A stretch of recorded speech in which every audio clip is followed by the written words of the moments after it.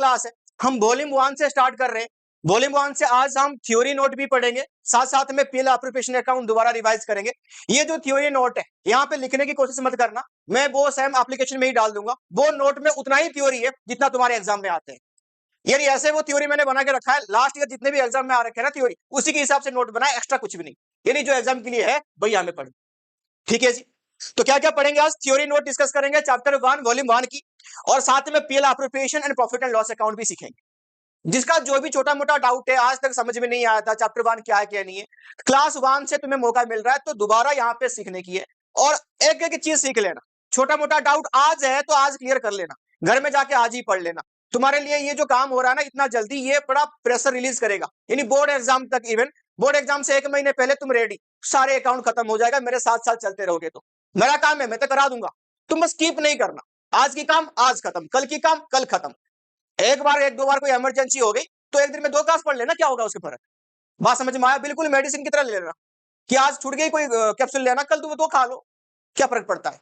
बात समझ में आया? स्किप बिल्कुल नहीं करनी है। हर एक नोट, हर एक क्वेश्चन, तुम्हारा बुक से नहीं करा रहा हूं मैं क्वेश्चन, वो दूसरी वाली टेक्स्ट बुक से हम कर रहे हैं, ये टीएस अभी फॉलो नहीं कर रहे हैं आप। ठीक है जी, देखो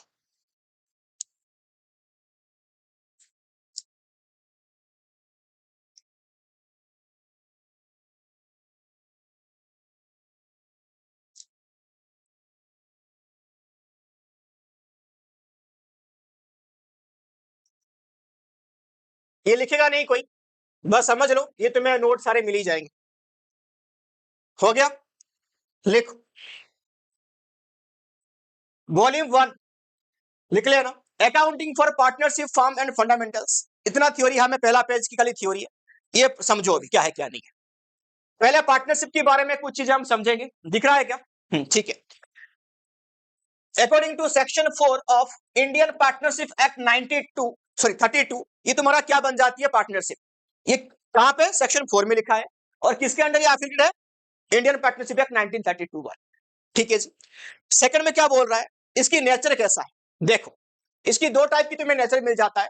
एक सेपरेट, यानी बिजनेस अलग है, उसकी जो ओनर है वो अलग है, इसी मीन से ये सेपरेट है, business entity from accounting point of view. किसकी पॉइंट ऑफ व्यू से? But legal point of view से नॉट सेपरेट। तुमने कोई इलीगल काम कर रहे हो, बोला हम थोड़ी ना कर, हमारा बिजनेस कर रहा, उसको पकड़ो। यहां पे लॉ क्या मानेगा? नहीं, तुम नहीं करा है, तुम ही जाओगे जेल। लॉ की पॉइंट ऑफ व्यू से ये अलग नहीं है। मेंबर्स मिनिमम कितनी है?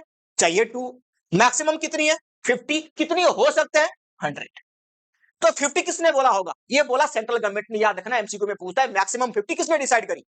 Central government. किसने डिसाइड करी? गलती से मत लिख देना पार्टनरशिप एक्ट, सेंट्रल गवर्नमेंट ने। सेंट्रल गवर्नमेंट को पावर किसने दिया? ये दिया, सेक्शन 464 कंपनी एक्ट 2013। बोला मैक्सिमम हो सकते हैं 100, सॉरी बाकी आप डिसाइड कर लो। बोला मैं कैसे डिसाइड करूं? ये सेक्शन है, ये रूल है, इस रूल के तहत ये कितना बना? 50। समझ में आया? मैक्सिमम कितना हो सकता है? मैंने बोला 100 है। कितना अभी? किसने किया? उसको पावर किसने दिया? डन।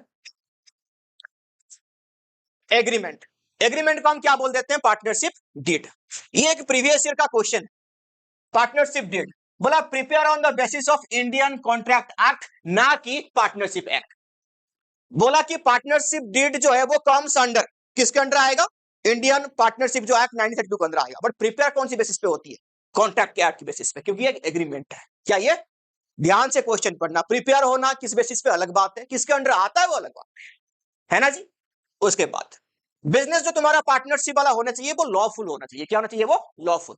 क्या होता है लॉफुल? लीगल वाला काम। कोई इलीगल चीज को हम प्रमोट नहीं करेंगे एज ए पार्टनरशिप बिजनेस। आओ भाई मिलकर पॉकेट मारे, आओ भाई मिलकर सबकी गले से चेन छीने, है ना, ड्रग्स की करें, गांजा बेचे, ऐसे नहीं होगा, ये पार्टनरशिप काम में नहीं आता।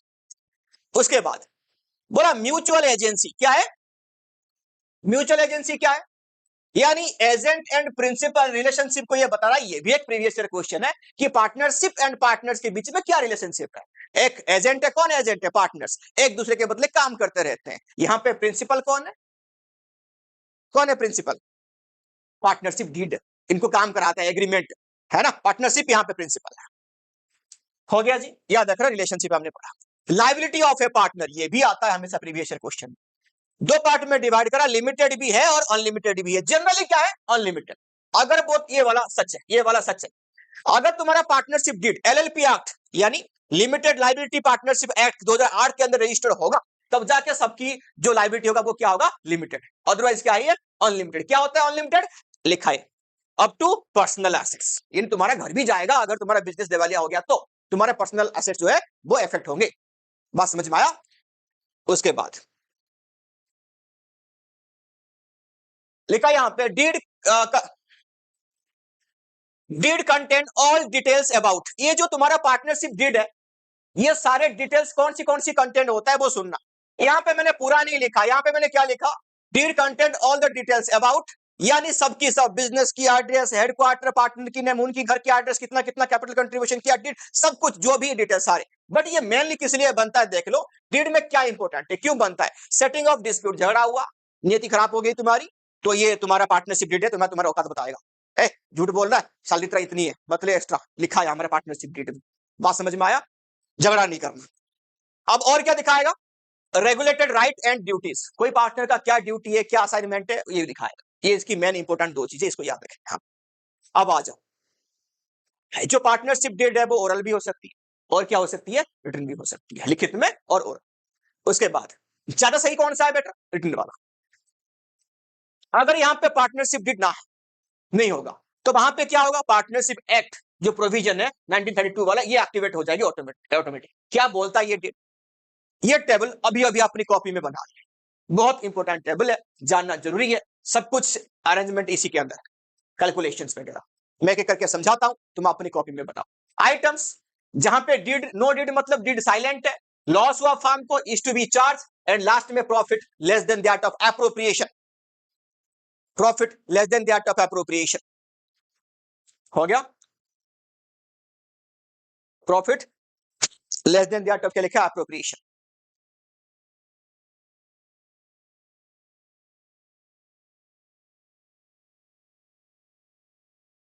हो गया जी, लिखो पहले रेंट, रेंट के साइड में मैंने सी लिख रखा है, मतलब rent is a compulsory expenses, यानी charge to profit and loss account. Side में और भी लिख देता हूं, ये कहां पे जाएगा, प्रॉफिट एंड लॉस अकाउंट के अगेंस्ट जाएगा, क्योंकि ये कंपलसरी है।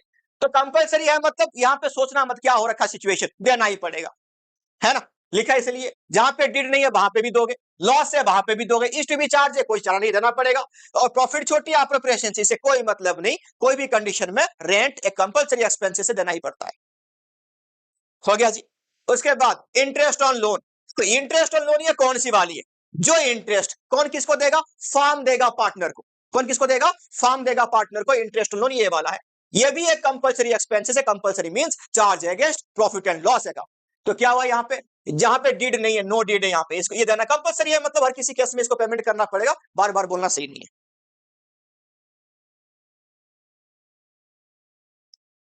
हो गया जी, हो गया। आईओसी इंटरेस्ट ऑन कैपिटल, ये एक एप्रोप्रिएशन है, ये दोनों जो एक्सपेंसेस है हमारा, ये है प्रॉफिट एंड लॉस अकाउंट की, इसके बाद की जो सारे हैं ये सब की सब किसकी है, प्रॉफिट एंड लॉस, ये एप्रोप्रिएशन की है, किसकी है बाबू, लिख लो यहां से यहां तक पीएल एप्रोप्रिएशन की है। हो गया जी।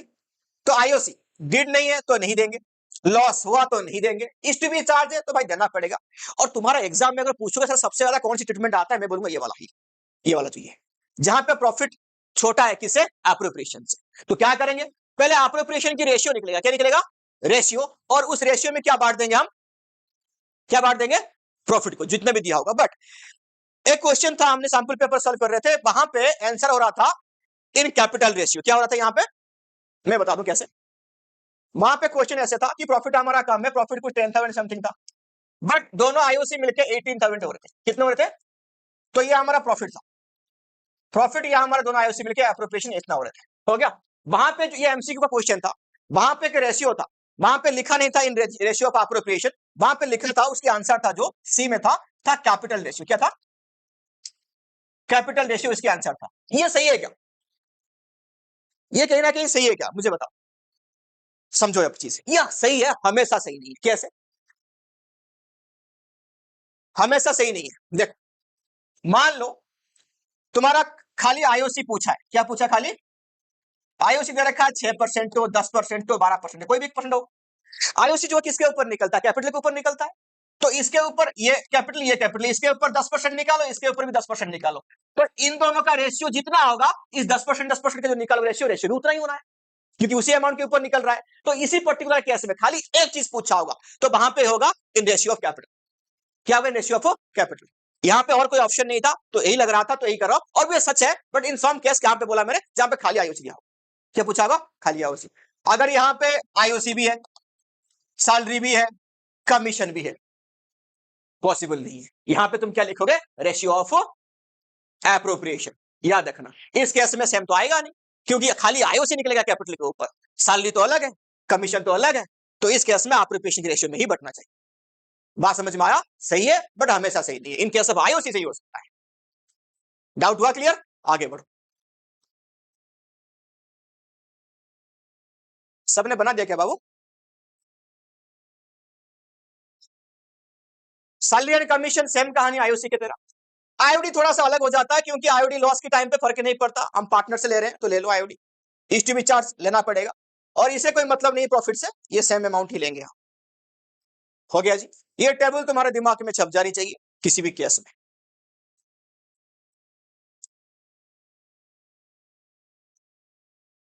हो गया सबका?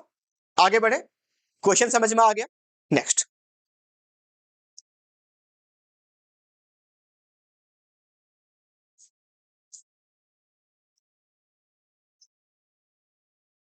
ये सारे आइटम ये सब कहां पे आएंगे? जैसे इसकी पहले क्या था, ये जो पीएल, हाँ, यहां पे जो पूरे चैप्टर में हम क्या पढ़ने वाले हैं बाबू?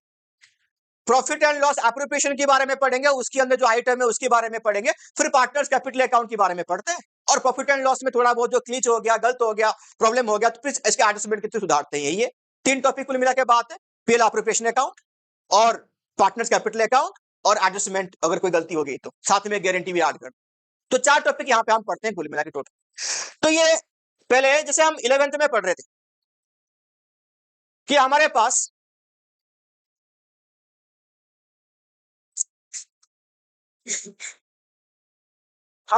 पहले क्या बनती थी फाइनल अकाउंट में, यहां से क्या निकला, फिर हम क्या पढ़ते थे, यहां से क्या निकला, फिर थोड़ा सा जगह छोड़ के यहां पे लिखना, फिर उसके बाद हम क्या बनते थे, बैलेंस शीट बनाते। क्या बनाते? Balance sheet. क्योंकि यहां पे कोई कैपिटल अकाउंट की जरूरत था नहीं। क्यों नहीं था भाई? एक ही ओनर था, और जहां पे सोल प्रोप्राइटरशिप है, प्रॉफिट और लॉस हो वही तो लेके जाएगा, हमें क्या फर्क पड़ता है? सैलरी भी है तो वही लेके जाएगा, आईओसी तो वही लेके जाएगा, इतना हमें फर्क नहीं पड़ता। बट यहाँ पे क्या है, पार्टनरशिप है, तो जस्ट इसके बाद हमारा बनेगा पीएल एप्रोप्रिएशन अकाउंट बनेगा। यहां पे नहीं बात रुकती है, फिर यहां पे क्या बनती है, पार्टनर्स कैपिटल अकाउंट भी बनती है। उसके बाद जाकर हम क्या बनाते हैं, बैलेंस शीट। तो अभी जो हमारा मेन टॉपिक है, हम इस तीन चीज को कवर करेंगे इस चैप्टर में। और प्रॉफिट एंड लॉस अकाउंट वो भी सब पूरा नहीं आइटम देखते हम, दो चार आइटम देखते हैं, जो मैंने ऊपर बोला, रेंट, इंटरेस्ट ऑन लोन, और हो सके तो मुश्किल से मुश्किल मैनेजर का कमीशन। क्या जाएगा? मैनेजर का कमीशन। ये तीन आइटम हमें यहाँ पे चाहिए, अदरवाइज हमें कुछ नहीं चाहिए। ठीक है जी। पहला टॉपिक ये सीखो, अभी हेडिंग डालो,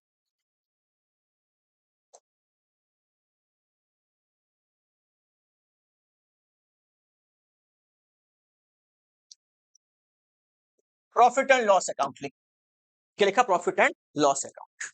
done. Profit and loss account के लिए फटाफट से बनाओ capital profit and loss account. इसकी फॉर्मेट, इसकी वो 11 की तरह हम डिस्कस नहीं करेंगे, ओनली फर्स्ट बना दो प्रॉफिट एंड लॉस अकाउंट बस।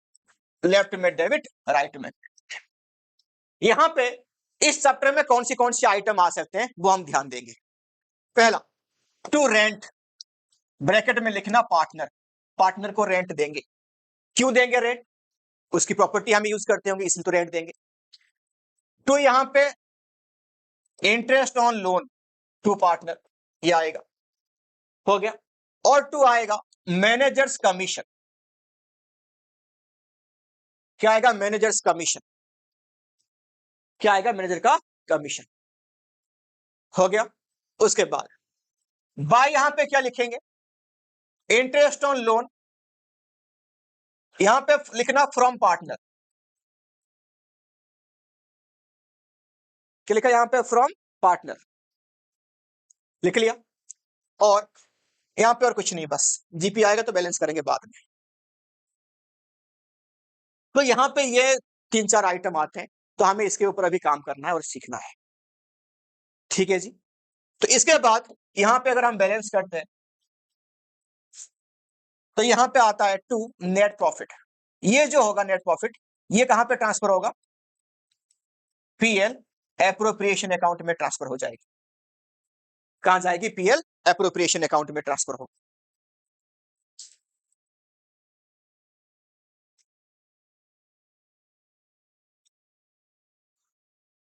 लिख लिया हमने।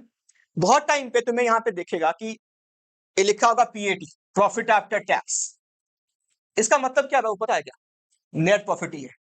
क्या मतलब है इसका? Net profit. और क्वेश्चन में तुम्हें नेट प्रॉफिट दिया होगा और साथ में यह भी दिया कि rent to partner, interest on loan, ये सब दे रखा है। तो इसकी कोई एडजस्टमेंट करने की तुम्हें जरूरत नहीं है। नेट प्रॉफिट का मतलब क्या है? ये एडजस्टमेंट होने के बाद वो देके रखा है नेट प्रॉफिट। समझना, नेट प्रॉफिट, खाली प्रॉफिट, ग्रॉस प्रॉफिट तो लिखता नहीं है क्वेश्चन में। ये दोनों में ध्यान रखना है। हो गया सबका? चल, हम अभी बात करेंगे क्या? पहले रेंट के बारे में, इंटरेस्ट ऑन लोन के बारे में बात करते हैं, इसकी कमीशन के बारे में बात करते हैं। ठीक है जी, बन गया सबका ये टॉपिक? टेबल बन गई? लिखो। तो इंटरेस्ट ऑन लोन दो पार्ट में डिवाइड कर दो इसे। टू पार्टनर और यहां पे लिखो टू फार्म। टू पार्टनर और क्या लिखा? To form. Interest on loan, partner को हम यहां पे पेमेंट करेगा, तो पार्टनर को जो पेमेंट करेगा ना, टू लिखा हमने पार्टनर। अगर यहां पे पार्टनरशिप डीड नहीं होती, यहां पे ये कंटेंट करता है कितना परसेंट? 6%। बट ऐसा कोई भी केसेस इसमें नहीं है। अगर डिड में लिखा होगा तो देंगे, अदरवाइज कोई बात नहीं, नहीं लेंगे उससे। किससे? फार्म मतलब हम पार्टनर से नहीं ले रहे। तो इंटरेस्ट ऑन लोन जिस टाइम पे पार्टनर को देंगे, हमारे लिए क्या बन गया? ये एक्सपेंसेस। ऑल एक्सपेंस आर कौन सी बैलेंस? Debit balance. हो गया जी। एंट्री क्या होगा? पहला वाला, interest on loan account debited to partners loan account, capital ना, क्या जाएगा? Loan account.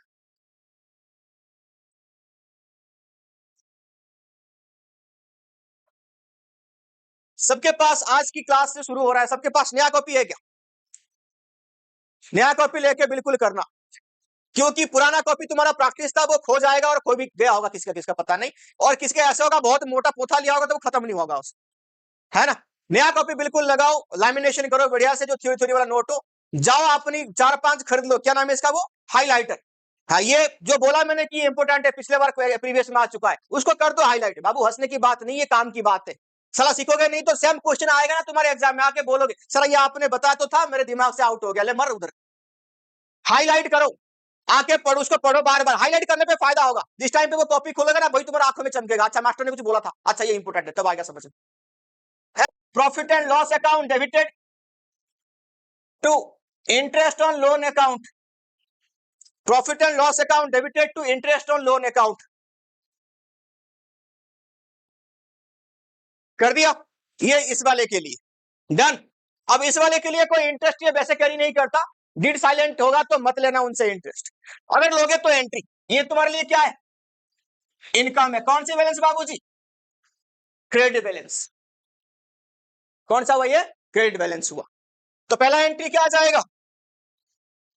Partners loan account debited to interest on loan account. Partners loan account debited to interest on loan account. हो गया जी। तो इनकम है, profit and loss की कौन side में आएगा? क्रेडिट साइड में। तो लिखो interest on loan account debited to है profit and loss account. Second वाली एंट्री कर रहा है तो to profit and loss account. हो गया सबका? लिख लिया सबने? तो हमने अभी किसकी ट्रीटमेंट सीखा? Interest on loan. अब हमारा कौन बच गया? मैनेजर बाबू बच गया। तो उसको क्या देंगे? उसका कमीशन देंगे या सैलरी, जो भी तुम्हारा क्वेश्चन में होगा वो देखेंगे। Commission to the partner appropriation है, यहां पे मिक्स मत कर देना। हो गया? क्या बोल रहा हूं मैं? कमीशन टू पार्टनर अप्रोप्रिएशन है, ना कि आप पीएल अकाउंट में आता है। लिखो, हेडिंग डालो, मैनेजर्स कमीशन। मैनेजर्स कमीशन एक तुम्हारा आता है, क्या नाम है इसका? कमिश्नर मैनेजर था, वो बन गया पार्टनर। सीबीएसई की सिलेबस में नहीं है, बट सीयूटी वालों के है सिलेबस में। मैनेजर था, बड़ा अच्छा काम किया, सब कुछ आ गया, वो पार्टनर बन गया, उसकी जो सैलरी कमीशन कैसे एडजस्ट करते हैं वो यहाँ पे नहीं है, वो सीयूटी में पढ़ाऊंगा, रहने दो। क्या लिखा है मैनेजर्स, क्या लिखा है यहाँ पे कमीशन, दो पार्ट में डिवाइड करो, तो उसको हम कमीशन कैसे देता है, कैलकुलेशन की बेसिस पे ना। लिखो बिफोर चार्जिंग कमीशन, एंड यहां पे लिखो after charging commission, before after लिखो यहां पे, क्या लिखा बिफोर एंड आफ्टर, लिख लिया हमने before after. Before charging commission में हमें क्या चाहिए, क्या फॉर्मूला होगा, लिखो net profit into percentage by 100, और आफ्टर चार्जिंग में क्या होगा, net profit into percentage divide by 100 plus percentage done. ये आफ्टर चार्जिंग की फॉर्मूला है।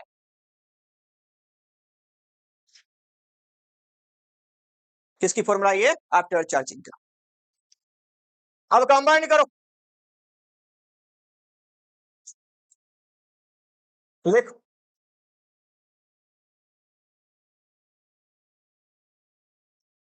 पहला एंट्री क्या होगा, managers commission account debited to commission payable account,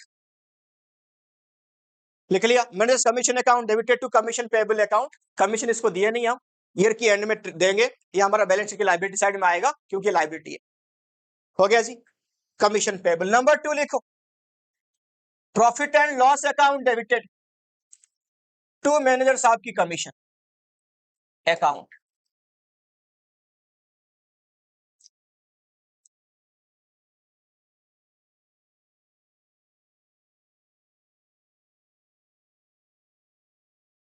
हो गया, लिख लिया सबने।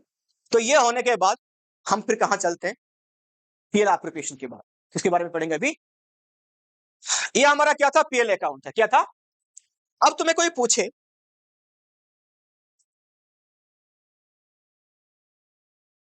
प्रॉफिट एंड लॉस अकाउंट की नेचर क्या है, इसकी नेचर पूछ रहा है कोई, तो क्या लिखोगे,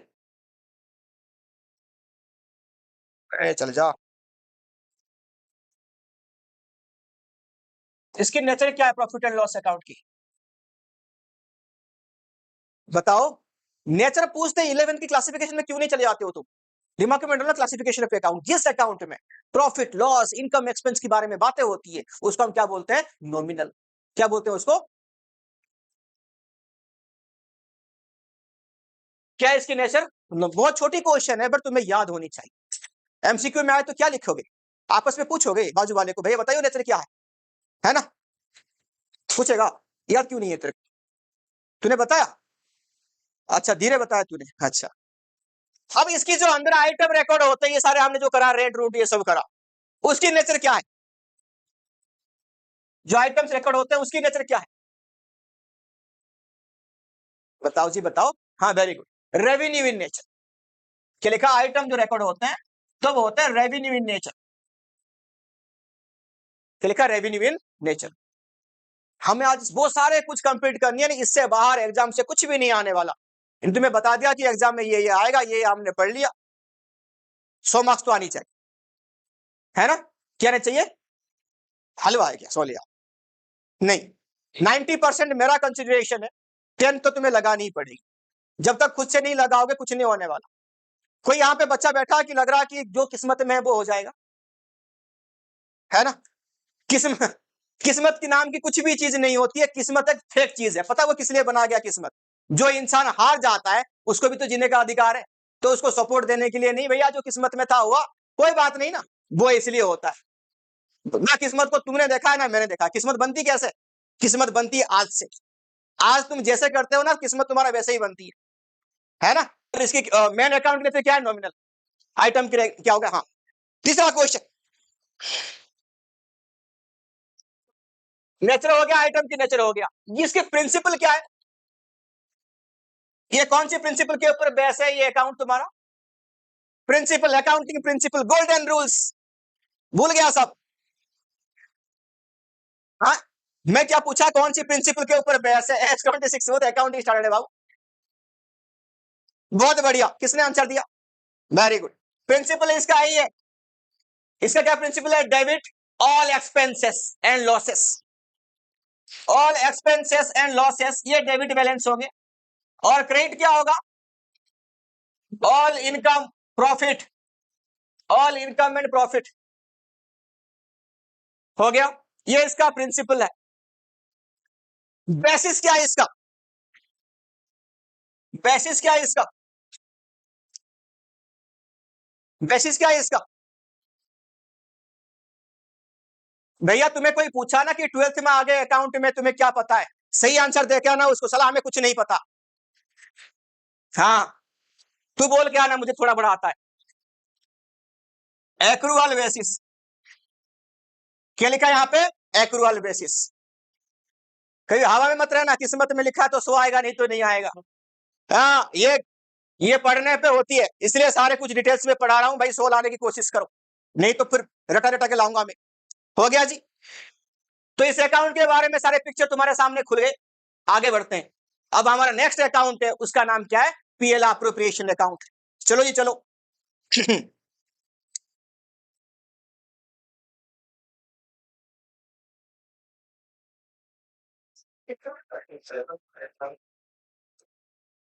format of profit and loss appropriation account सबको विजिबल है क्या?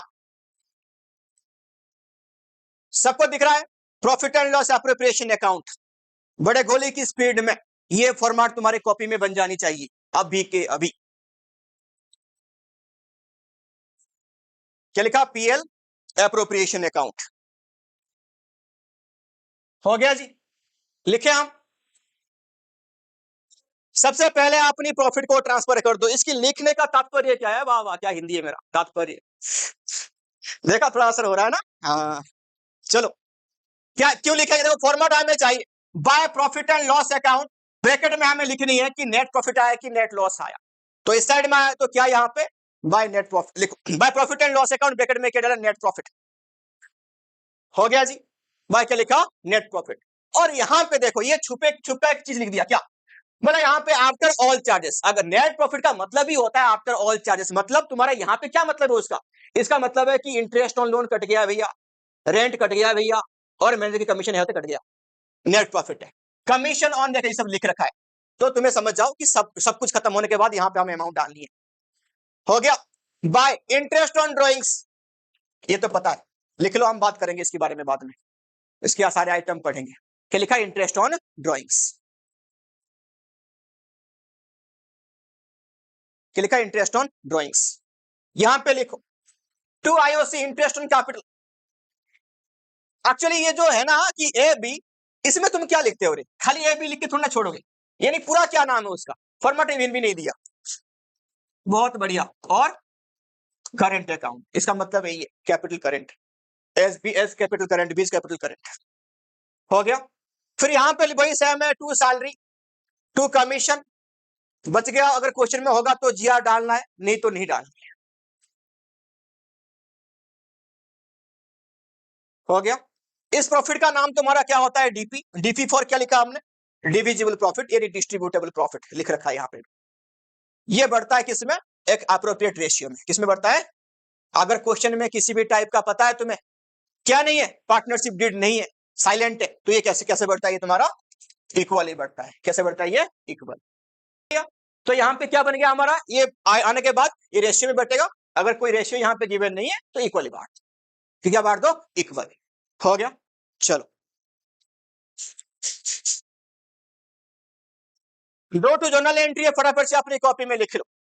पहला entry, transfer of profit from profit and loss account to appropriation, यानी प्रॉफिट जैसे हमने ट्रांसफर किया एप्रोप्रिएशन अकाउंट में, उसके लिए क्या एंट्री है? PL profit and loss account debited to PL appropriation account. और यहां पे लिखो, लिखा है प्रॉफिट, यानी प्रॉफिट होता तो नेट प्रॉफिट है तो इसे ट्रांसफर करोगे, लॉस है तो एंट्री ये हो जाएगी, लॉस है तो सेकंड वाली एंट्री ये हो जाएगी। लिखो नहीं, बस आंसर डिस्कस करते हैं। मैं किसी एक को पूछेगा, आंसर वैसे लिखा हुआ है इसलिए मैं लिखने के लिए नहीं बोल रहा हूं। 1 2 3 कर लेना क्वेश्चन, हमने एक्सरसाइज 1.1, अभी आने वाले दिन में सारे जो क्वेश्चन है हमने इसी बुक से करनी है। तो ए 1.1 1.2 यही एक्सरसाइज हमारा चलेंगे, अभी टीएस एरगल नहीं चलेगा। ठीक है जी, चलो। What share of profit would be और हाँ, sleeping partner who has contribute 75% of the capital get the absence of deed. Deed absent है, क्या रेशियो में उसको हम प्रॉफिट देंगे? इक्वली देंगे। तो यहां पे डीड है तो सबको यहां पे क्या मिलेगा? इक्वल मिलेगा। वही इसकी आंसर है। यानी जो हमने वहां पे पढ़ा था ना, वो टेबल बनाया था और जो थ्योरी पढ़े थे उसी का रिगार्डिंग मैक्सिमम क्वेश्चन तुम्हें पूछेगा।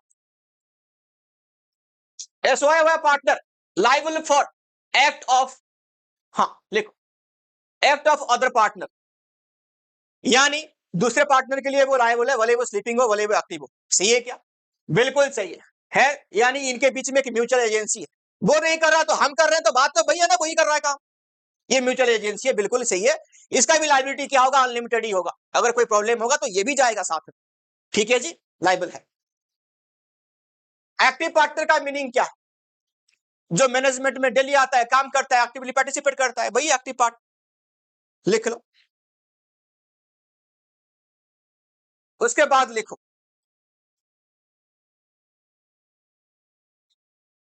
Who is a nominal partner. Nominal partner कौन है? नॉमिनल पार्टनर कौन है? तो उनके अगेंस्ट तुम गारंटर पढ़ो, ये होता है पार्टनर बाय इस्टोपेल। अब बताओ इसकी लायबिलिटी भी क्या होगा? अनलिमिटेड है। बाय नेम, उसकी नाम लेने में कि भैया फलाना जो हीरो है वो हमारा पार्टनर है, उसने बोला हाँ, कोई मतलब रीचेक करा, वेरीफाई करा, आप पार्टनर हो जी? जी हाँ हम हैं। इस्टोपेल थोड़ा सा बढ़ के इस पार्टनर के नाम यूज करके वो कहीं लोन ले रहे हैं, आप गारंटर पढ़ोगे जी ना? हाँ जी हम गारंटर पढ़ेंगे। तो ये चीज है, नाम इनका यूज होगा, एज ए गारंटर काम करेंगे, तो जाहिर सी बात है इनकी जो लायबिलिटी होनी चाहिए वो क्या होगा? अनलिमिटेड। क्या होगा? अनलिमिटेड। याद है। Define partner by holding out, पढ़ लो, बिल्कुल सेम। होल्डिंग आउट, ये पार्टनर क्या करता है? ये भी सेम है। बोला मैं, बोला अगर आता नहीं बिजनेस में, पार्टिसिपेशन में नहीं करता, तुम बोल रहे हो कि ये डेली आता है, वेरीफाई करो, हाँ आता हूं, यानी ये बिल्कुल सब कुछ देके बैठा है तुम्हें, बस खुद नहीं आता। ये इन्वेस्टर होगा, कुछ भी हो सकता है, हमें नहीं पता। होल्डिंग आउट है, इसकी शेयर होगा पार्टनरशिप फार्म में, वो प्रॉफिट ले ना ले हमें कोई मतलब नहीं, हम ये मान के चलेंगे ये फुली इन्वॉल्व है। क्या ये फुली इन्वॉल्व? यानी अगर हम थर्ड पार्टी हुए क्रेडिटर है, हम बैंक वाले हैं, तो ये मान के चलेंगे। एक बार पढ़ भाई, अगर थर्ड पार्टी कोई लोन ले रहा है, ये गारंटी ही पड़ेगा उसका। गारंटर मतलब लिमिटेड लाइबिलिटी से क्या होगा भाई? सम अनलिमिटेड। नहीं पढ़ेंगे इसको, ये पढ़ो। A group of 40 people want to form a partnership. They want to advise regarding the maximum number of person. कितना है? कितना और ऐड करेंगे? 10।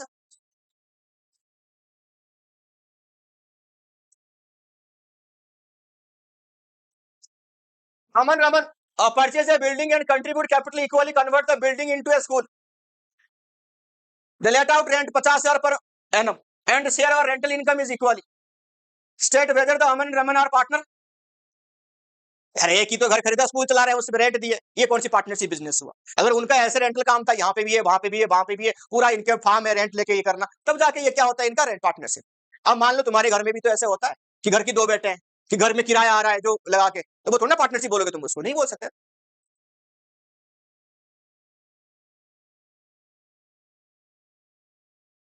आंसर लिख लिया यहाँ पे, ये को ओनर है, क्या है? पार्टनर नहीं है, ज्वाइंट ओनर है। इसको बोलेंगे क्या? चैरिटेबल ट्रस्ट है। पार्टनरशिप जो होता है वो प्रॉफिट मोटिव के लिए होता है। ये तो एनजीओ हो गया रे। क्या हो गया ये? एनजीओ। एनजीओ कब से बना पार्टनरशिप फार्म? नहीं बन सकता। मेन मोटिव क्या होना चाहिए? Profit motive. एनजीओ किस लिए बनता है बाबू? किसकी? जो उसके मेंबर बनेंगे उसकी वेलफेयर के लिए बनता है। क्या पार्टनरशिप फार्म है ना, सेपरेट लीगल एंटिटी है कि नहीं है? सेपरेट लीगल, लीगल मतलब इन पॉइंट ऑफ व्यू किसी लॉ, अकाउंटिंग के बेस पे होता तो हम आते। Can partners B exempted from sharing the losses in a firm?